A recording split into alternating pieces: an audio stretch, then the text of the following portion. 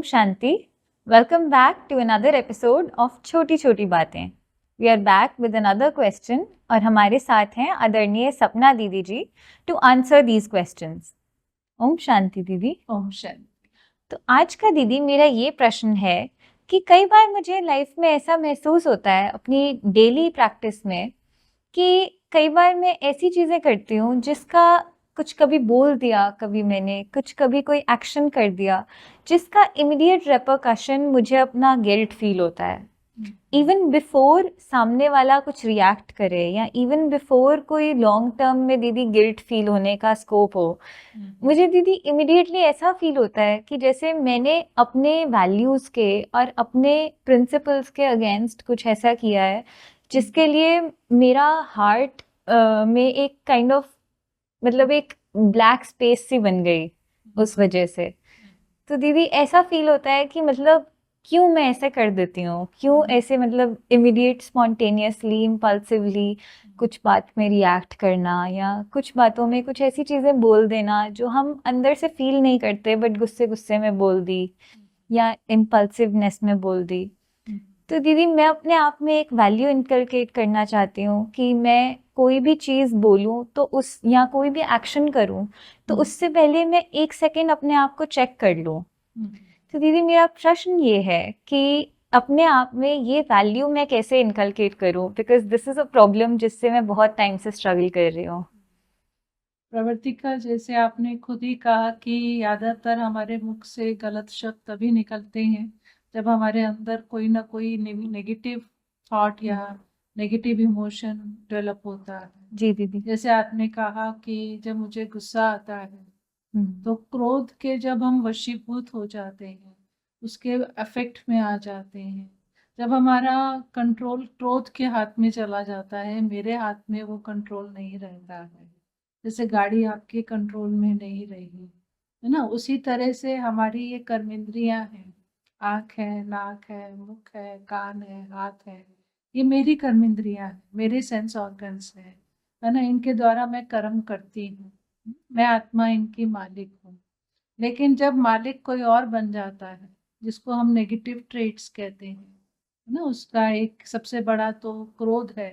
तो जब क्रोध वो सीट को ले लेता है तो कहीं ना कहीं वो जो मैं चाहती हूँ, जो मैं इनेट में आत्मा हूँ, जो मेरी ओरिजिनल नेचर है, मेरी ओरिजिनल नेचर है लव, पीस, हैप्पीनेस, और क्रोध की नेचर तो क्रोध करना है, तो वो मेरे अगेंस्ट कर्म करवा देता है मेरी कर्म इंद्रियों से।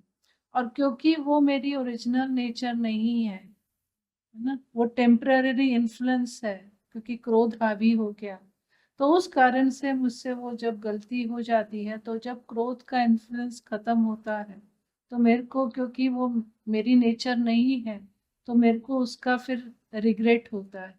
मैं अपने बिहेवियर को एक्सेप्ट नहीं कर पाती हूँ कि मैंने ये कैसे कर दिया, तो वो एक और सेकंड जो है वो रिग्रेट होता है। अब इस चीज से हम कैसे बाहर निकले, या ये एक तरह की हैबिट ही है ना? अब इससे बाहर निकलने से पहले ना हमें सेल्फ एनालिसिस करना होगा। जी दीदी।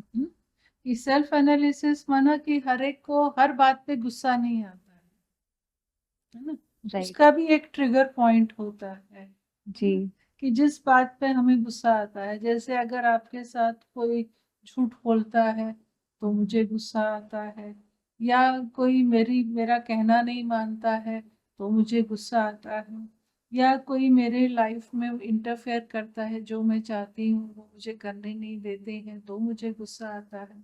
तो पहले तो मुझे ये एनालिसिस करना है अपना कि कैसी वो सिचुएशन होती है जिस सिचुएशन में मेरे को गुस्सा आता है, और उस कारण से मैं ऐसे शब्द सामने वाले को बोल देती हूँ जिसका मुझे रिग्रेट होता है। तो थोड़ा सा सेल्फ एनालिसिस करना।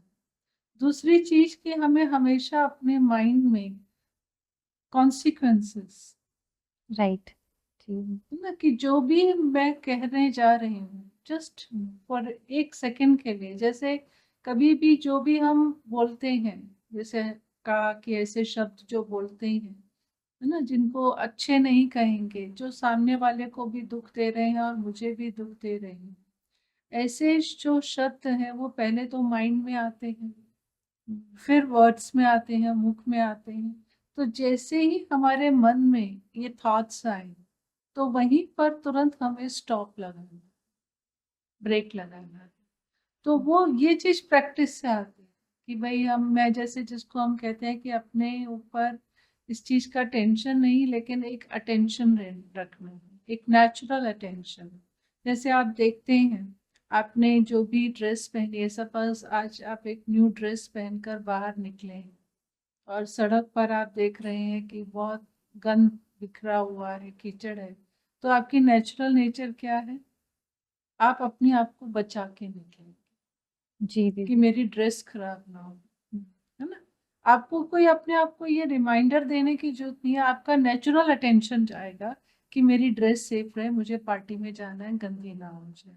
उसी तरह से अगर मेरे सबकॉन्शियस माइंड में उसके कॉन्सिक्वेंसेस रहेंगे कि अगर मैंने ऐसा बोला, मेरे पास पास्ट का एक्सपीरियंस है, तो मुझे रिग्रेट होगा, है ना? फिर मुझे मुझे भी पेन होगा, मैं दूसरे को भी पेन दूंगी और ऐसा नहीं है मुझे भी पेन होगा। तो अगर वो कॉन्सिक्वेंसेस मेरे अंदर रहेंगे तो मैं समझती हूँ हमारा धीरे धीरे एक नेचुरल अपने बोल के ऊपर, है ना, जिसको आम भाषा में कहते हैं पहले तोलो फिर बोलो, है ना? तो पहले चेक करें फिर बोले, तो एक सबकॉन्शियस लेवल पे एक मन में ही अपने विचारों के ऊपर एनालाइज करना, उसको वहीं पर ही खत्म करने की जरूरत है, वो अटेंशन चाहिए। दीदी जैसे आपने कहा कि कॉन्सिक्वेंसेस को अपने माइंड में बेयर करो, तो दीदी कॉन्सिक्वेंसेस तो एक तो दीदी मतलब जैसे कई बार होता है कि कोई चीज़ मैंने ऐसे रिएक्ट इम्पल्सिवली किया और उसका इमीडिएट कॉन्सिक्वेंस सामने वाले की तरफ से भी आया। पर दीदी कई बार सामने वाले की स्थिति बहुत अच्छी होती है, जैसे मैं अपने पेरेंट्स के साथ महसूस करती हूँ कि कभी मैंने गुस्से में पेरेंट्स के साथ कुछ कभी बोला अगर, तो पेरेंट्स इन जनरल भी काफ़ी मतलब फॉरगिविंग नेचर के होते हैं और टॉलरेट कर लेते जी, और मतलब लेकिन दीदी खुद को ऐसा लगता है कि मैंने ऐसा क्यों बोला। तो दीदी जैसे आपने प्रैक्टिस वाली बात बताई वो तो मैं ज़रूर करूँगी। फिर दीदी अगर जैसे सामने वाले की तरफ से कुछ वो नहीं आया, तो दीदी वो कहीं न कहीं गिल्ट और ज़्यादा बढ़ जाता है कि मतलब अगर सामने वाला भी आगे से लड़ ले तो ऐसा लगता है कि अच्छा सेम चलो लेवल हो गया जी। कि पर दीदी आपने भी बोला उसने भी बोला तो लेवल सेम हो गया। जी, लेकिन वहां पर हैवी हो जाता है कि जब सामने वाला उसको टॉलरेट कर रहा है तो जी, अपने लिए एक इंफीरियर फीलिंग या गिल्ट फीलिंग ज्यादा, रिग्रेट जी हैवी दीदी। हो जाता है ऐसा आपको। लगता है दीदी कि सामने वाले इतने अच्छे हैं तो मैं इतनी बुरी क्यों हूँ कि मैं उनके साथ ऐसे कर रही हूँ। हाँ। तो और उसके लिए दूसरी बात, जैसे आपको जो है अपने साथ एक सेल्फ टॉक करनी चाहिए। जैसे कोई भी चीज, कोई भी हम अपने अंदर से, basically it is a change of nature, हमें अपनी संस्कार, अपनी हैबिट्स को चेंज करना है।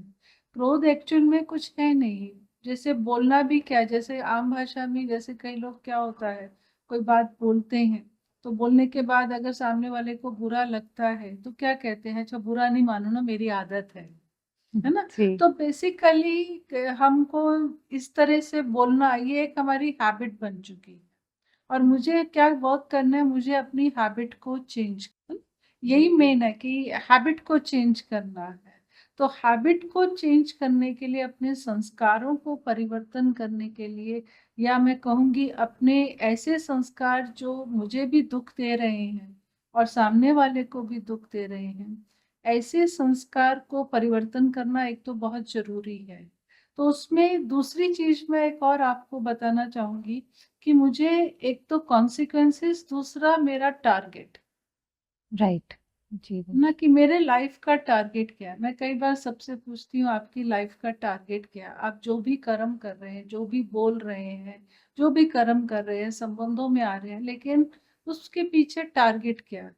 तो टारगेट तो सबका एक ही होता है, we want peace and happiness in our life.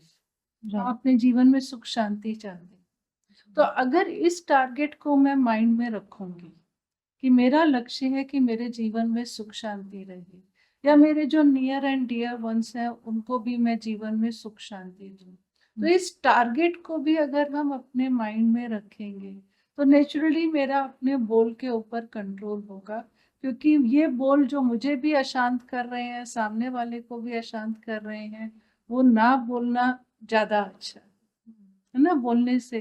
तो कई बार हम जैसे कहते हैं कि थोड़े समय के लिए उसको पोस्टपोन कर दो, उन शब्दों को, उन थॉट्स को थोड़े समय के लिए हम पोस्टपोन कर दें। अच्छा आज नहीं, अभी थोड़ी देर बाद बोलूंगी, है ना। तो उसको पोस्ट पहले ये प्रैक्टिस करें कि ऐसी बातों को पोस्टपोन करें, और टारगेट अपने अंदर ये हमको ना अपनी प्लानिंग करनी है। और दूसरा उसके लिए ना एक लक्ष्य चाहिए होता है, दृढ़ता चाहिए होती है ना। कई बार क्या होता है, हम अलबेले हो जाते हैं, हम कहते हैं क्या है, थोड़ा सा ही तो बोला, एक बार ही तो बोला है, तो क्या हुआ, है ना, चलो अगली बार ठीक कर लूंगी। नहीं, एक डिटर्मिन थॉट कि मुझे अपने में ये चेंज लाना ही है। इसलिए कहते हैं दृढ़ता ही सफलता की चाबी है। तो एक डिटर्मिनेशन अपने अंदर लाएं कि मुझे अपनी इस हैबिट को चेंज करना है, परिवर्तन करना है। अपना एक टारगेट बना लें कि 10 दिन तक, 20 दिन या 21 दिन का, 40 दिन का अपना चार्ट मेंटेन करें ना। देखिए आज सारा दिन में मेरे अंदर कितनी इम्प्रूवमेंट आई है, क्या मेरे अंदर थॉट फॉर्म में आया था, तो मैं कितनी बार अपने वर्ड्स को कंट्रोल किया। तो फर्स्ट टाइम हो सकता है आपके अंदर 5 बार आपके बार थॉट आया और उसमें से आपने 4 बार बोल दिया, 1 बार कंट्रोल कर लिया, फिर नेक्स्ट डे और इम्प्रूवमेंट होगी। एक चार्ट जब हम अपना ये बनाते हैं, चाहे उसको पर्सनल जर्नल कहें, तो वो भी हमें बहुत हेल्प करता है अपनी हैबिट्स को, अपने संस्कारों को परिवर्तन करने। जी दीदी, थैंक यू सो मच दीदी। मुझे लगता है कि ये जो आपने 3 पॉइंट्स बताए, self analysis, self check and self talk, ये दीदी, this is the probably foundation of spirituality in everyday life, जो दीदी मतलब डे टू डे बेसिस पे हम अप्लाई भी कर सकते हैं। क्योंकि ये दीदी मतलब मैंने आपसे और स्पिरिचुअलिटी में इन जनरल दीदी मैंने ये चीज़ बहुत सीखी है कि हमेशा सेल्फ प्रोग्रेस करते रहो। और दीदी सेल्फ प्रोग्रेस के लिए सबसे ज़्यादा डे टू डे बेसिस पे यही इम्पोर्टेंट है, self analysis, self check and self talk. बिल्कुल। और साथ ही साथ जैसे अपने अंदर मेडिटेशन से, जैसे आपने कहा इम्पल्सिव नेचर है, तो मेडिटेशन से जैसे मेरे अंदर जो है पेशेंस का एक गुण आ रहा है, अपने अंदर पॉजिटिव ट्रेट्स को भरें, जी है ना, दीदी। In meditation. क्योंकि पॉजिटिविटी मेरी नेचुरल नेचर है, तो चाहे वो शांति है, चाहे वो पेशेंस है, धैर्यता है, ये मेरे अपने अंदर है। तो मेडिटेशन में उन पॉजिटिव ट्रेट्स को, उन पॉजिटिव गुणों को अपने अंदर इमर्ज करें ना। तो जब अपने अंदर वो पॉजिटिविटी को इमर्ज करेंगे तो नेगेटिविटी अपने आप ही राइट, निकल चली जाएगी।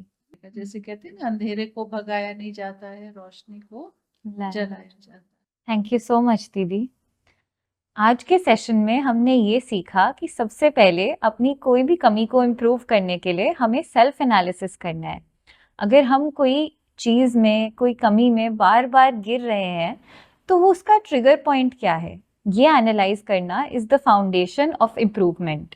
एंड इसके बाद self check and self talk is the way to go forward. इसके लिए प्रैक्टिस बहुत इम्पॉर्टेंट है। प्रैक्टिस से ही हम इम्प्रूव कर पाएंगे कि जब भी हमने किया तो हम अपना चार्ट मेंटेन करें कि हम डेली बेसिस में कितनी प्रॉब्लम्स में फेल हुए और कितनी प्रॉब्लम्स में पास हुए। एंड साथ के साथ स्पिरिचुअलिटी एंड मेडिटेशन इस बात में हेल्प करती है, क्योंकि जब हम मेडिटेशन में बैठते हैं एंड गॉड सुप्रीम एनर्जी से पॉजिटिविटी अपने अंदर इमर्ज करते हैं, तो धीरे धीरे पॉजिटिविटी नेगेटिविटी को ख़त्म कर देती है। Thank you so much. Om शांति दीदी। ओम शांति।